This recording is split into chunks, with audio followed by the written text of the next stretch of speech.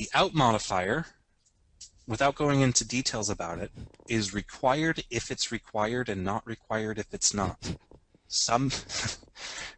There is a very, very specific reason why the out modifier is required here.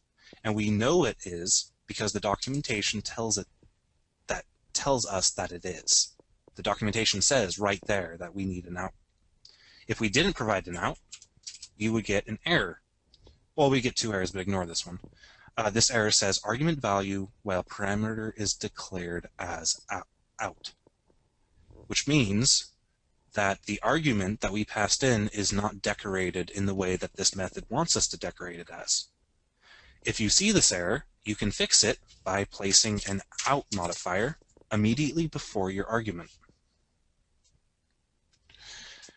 So this out has caused so much headache to everybody who's ever used it for the first time, especially if they're new to programming, and I'm kind of sad that I have to introduce it so early into everything, but unless you want your program crashing every single time you type in type in text instead of a number, you will have to use a method such as TryParse.